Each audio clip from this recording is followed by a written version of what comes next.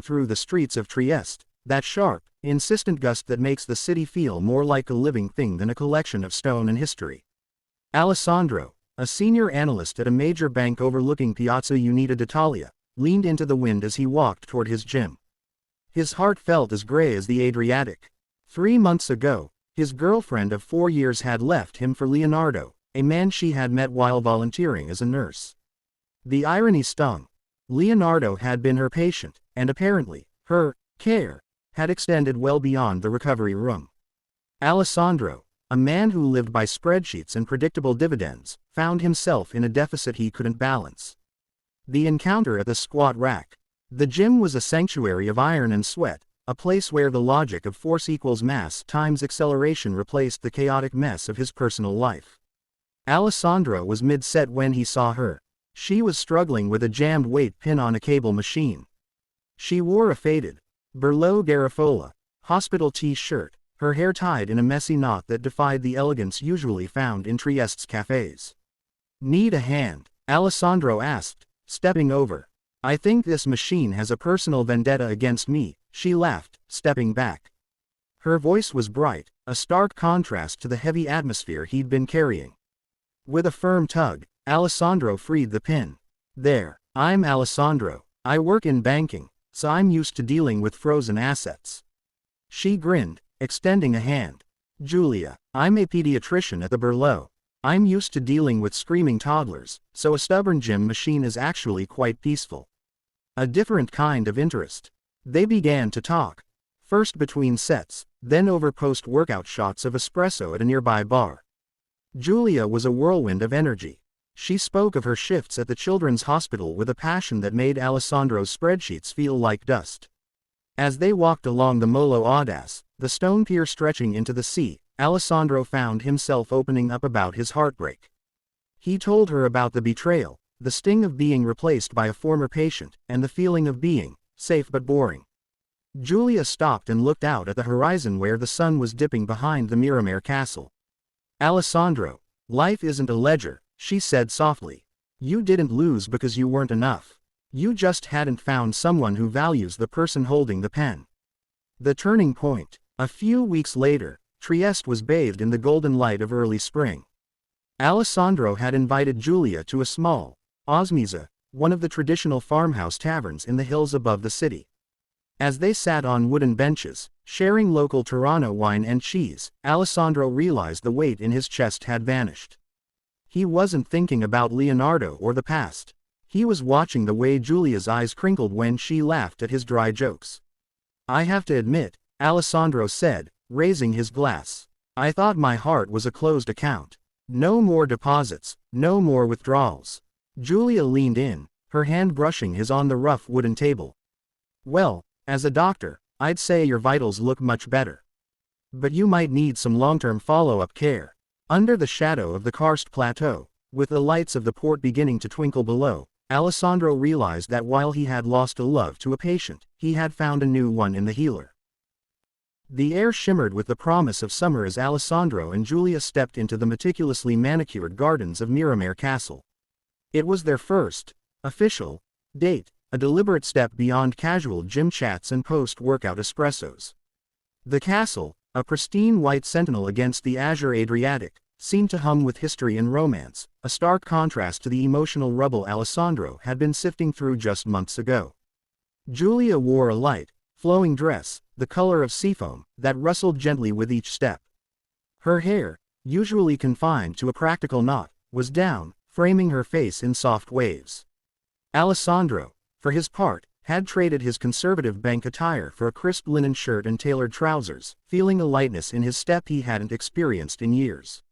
They wandered through the English park, past ancient trees and exotic plants collected by Archduke Ferdinand Maximilian himself. Julia, with her keen eye for detail, pointed out rare blossoms and commented on the intricate patterns of the castle's stonework. "It's like stepping into a storybook, isn't it?" she mused, her hand lightly brushing his as they navigated a narrow path. Alessandro found himself observing her, not just the beauty of the gardens. He noticed the way her brow furrowed in concentration when she read a botanical plaque, the genuine joy in her laugh when a playful sea breeze tousled her hair. He realized that this was more than just a date, it was an experience, a shared journey into beauty and quiet understanding.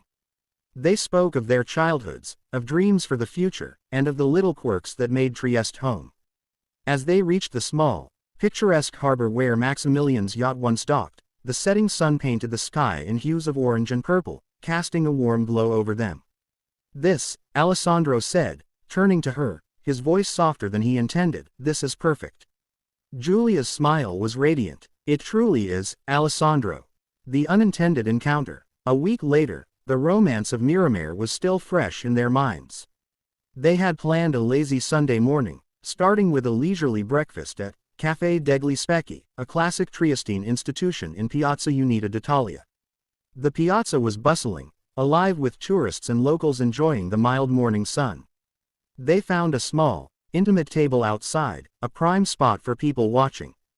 Giulia was animated, recounting a funny story about a particularly stubborn patient, her hands gesturing playfully.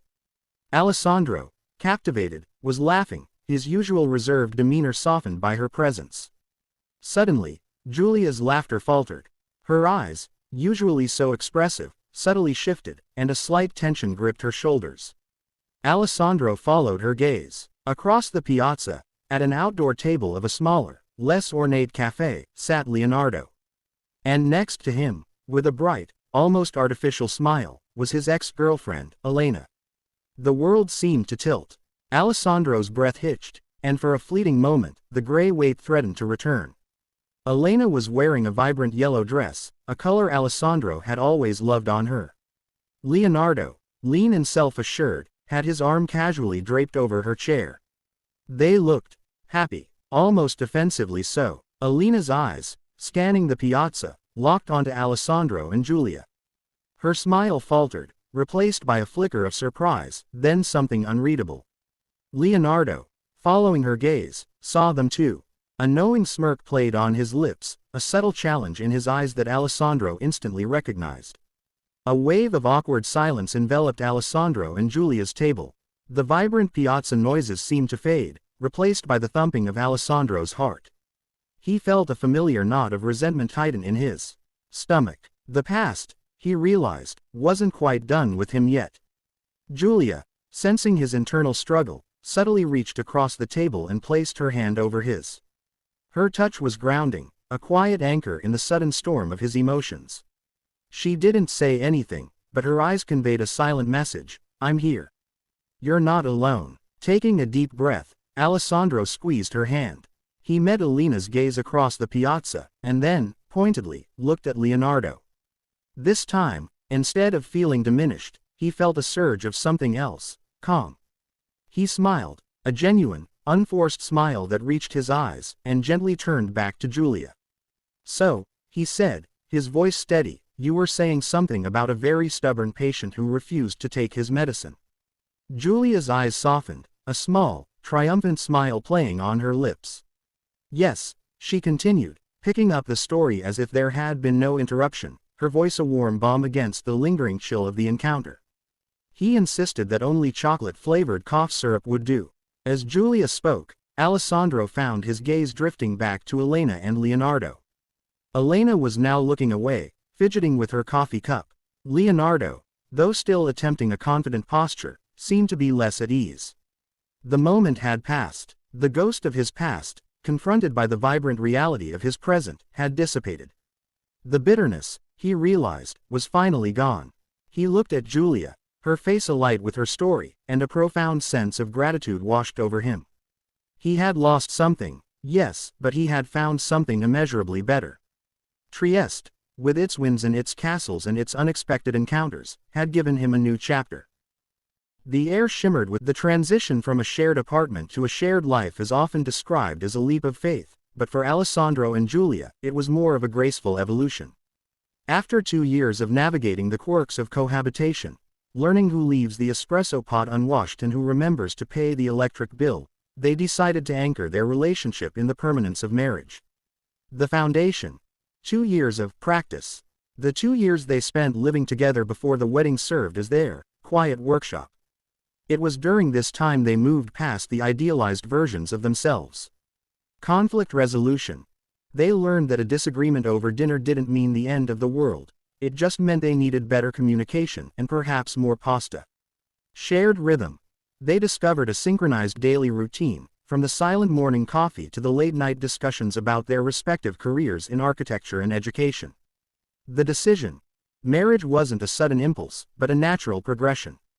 They realized that their home wasn't just a physical address, but the presence of the other person. The celebration of commitment. Their wedding was a reflection of their partnership, intimate, intentional, and filled with warmth. Rather than succumbing to the stress of a massive production, they focused on the promise. The vows. Having already lived as a unit, their vows carried the weight of experience. They weren't just promising to love a stranger's potential, but the reality of the person they saw every morning. The atmosphere. Surrounded by family and the friends who had watched their relationship mature, the ceremony felt less like a beginning and more like a beautiful, leveling up. A flourishing marital life. Contrary to the cliché that the spark dies after the wedding, Alessandro and Giulia found that marriage provided a new kind of security that allowed their love to deepen. 1. The power of we. In marriage, their individual ambitions became shared victories. When Giulia pursued her doctorate, Alessandro took on the lion's share of the household logistics without being asked. When Alessandro faced a difficult transition at his firm, Giulia was the steady ground he returned to each evening. 2. Maintaining individuality. A key to their success was understanding that a strong us requires two healthy eyes. Personal space. They continued to nurture their own hobbies, Alessandro with his weekend cycling and Giulia with her book club. Mutual respect. They never stopped being curious about each other's thoughts, frequently dating, even as a married couple, to keep the conversation fresh. 3. The small rituals. Their happiness wasn't built on grand gestures, but on the accumulation of small, consistent acts. The no phones rule during Friday night dinners. A shared language of inside jokes that only 2 years of cohabitation could produce. The simple comfort of knowing that, no matter how chaotic the outside world became, the person behind the front door was their greatest advocate. A good marriage is not the absence of struggle, but the presence of a partner who makes the struggle worth it. Through the years, Alessandro and Giulia proved that the best marriages are built on a foundation of friendship, tested by the reality of daily life, and maintained with a sense of humor and unwavering respect. The transition. To see how Alessandro and Giulia transitioned from partners to a married unit, we have to look at the moments where the paperwork of marriage met the practice of real life. Their first anniversary was a celebration of their history, but a major career pivot months later was the true test of their vow. The first anniversary. The paper and the pasta. For their first anniversary, traditionally the paper anniversary, Alessandro and Giulia decided against a flashy gala. Instead, they leaned into a ritual they had developed during their 2 years of living together, the handmade sundae. They spent the afternoon in their sun-drenched kitchen, flour dusting the countertops and the air smelling of simmering San Marzano tomatoes. The gesture. Alessandro surprised Giulia not with jewelry, but with a leather-bound journal. Inside, he had pasted the receipt from their very first grocery run as a cohabiting couple 3 years prior, alongside the menu from their wedding night. The reflection. Over a bottle of Chianti, they talked about the subtle shift they felt. Even though their daily life looked similar to their dating years, there was a new, quiet weight to their togetherness, a sense that the exit doors were gone, replaced by a permanent, sturdy foundation. The major life change. The Milan move. The true strength of their marriage was tested 6 months later when Giulia was offered a prestigious, once-in-a-career directorship at an educational foundation in Milan. At the time, they were settled in a cozy apartment in Florence, and Alessandro's architectural firm was finally gaining local traction. The decision-making process. Instead of seeing this as a Giulia versus Alessandro conflict, they approached it as a logistical puzzle for the team. Radical honesty. Alessandro admitted his fear of losing his client base, while Giulia shared her guilt for even considering uprooting their lives. By voicing the ugly feelings early, they prevented resentment from festering. The strategy. They spent 3 weeks researching. They didn't just look at Giulia's salary. They looked at the architectural landscape in Milan and identified 3 firms where Alessandro's specific style, restoration of historical spaces, would be highly valued. Navigating the transition. The move was chaotic. Boxes were lost, the new apartment had a leak on day 2, and they both felt the exhaustion of starting over in a faster-paced city. The turning point. During a particularly stressful night surrounded by bubble wrap, Alessandro looked at the disarray and said, "The zip code changed, but the roommate stayed the same. We're fine." They handled the stress by doubling down on their micro dates. Even when they were too tired to unpack, they would walk to the corner gelateria for 15 minutes of uninterrupted talk. This ensured that the major life change didn't become their entire identity. They were still just Alessandro and Giulia, the couple who liked to argue about the best way to load a dishwasher. The secret to their good marital life. What made their life good wasn't a lack of problems, but a specific mindset. Shared burden.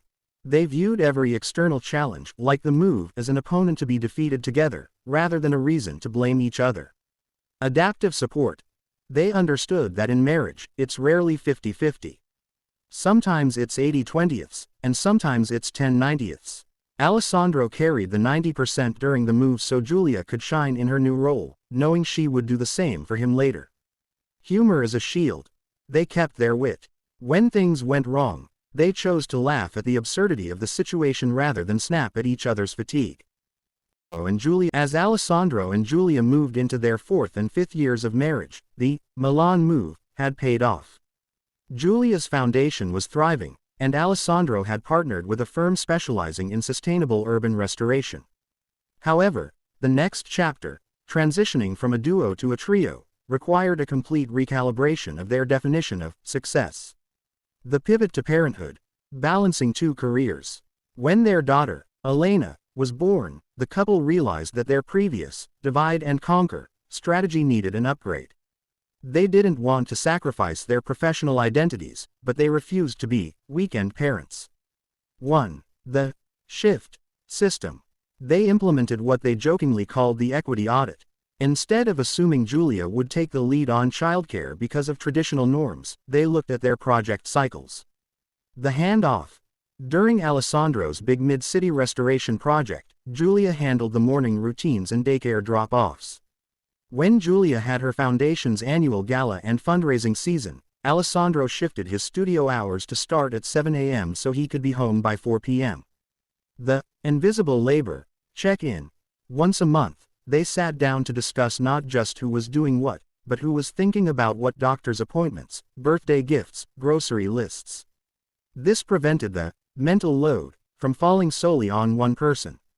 2. Redefining success. They learned to be okay with good enough in certain areas. The house wasn't always showroom ready, and they traded late-night networking events for bedtime stories. They discovered that being present for Elena actually made them more efficient at work. They stopped wasting time because every hour saved was an hour spent with their daughter. The 10th anniversary. The tin and the terrace. By their 10th anniversary, the frantic energy of their early 30s had smoothed into a deep, rhythmic contentment. To celebrate a decade of marriage, the tin anniversary, they decided to return to where it all began, but with a twist. The celebration. Instead of a flight to a tropical island, they rented a villa in the Tuscan hills near Florence, inviting the same core group of friends who had stood by them at their wedding. The symbolism. Alessandro, ever the architect, gifted Giulia a custom-designed tin sculpture for their garden, a stylized representation of the Milan skyline and the Florentine hills joined together. It represented the durability and flexibility of tin, a metal that doesn't rust, much like their communication style. The new vows. In a quiet moment on the terrace overlooking the vineyards, they didn't recite formal vows. Instead, they shared a list of the 10 things I've learned about you since year 1. It was a vulnerable, humorous acknowledgement of how much they had changed and how much they still liked the people they had become. The legacy of a good marital life. Their 10-year milestone wasn't just about surviving a decade, it was about the quality of the journey. Mutual admiration. They still spoke of each other's professional achievements with genuine pride. The Elena factor. Seeing their daughter mimic their kindness and their way of resolving arguments with a let's talk it out. Attitude was their greatest shared project. The quietude. They reached a stage where silence was no longer awkward, but a form of shared meditation. At year 10, they realized that love wasn't a feeling they fell into, but a structure they had meticulously built, brick by brick, through every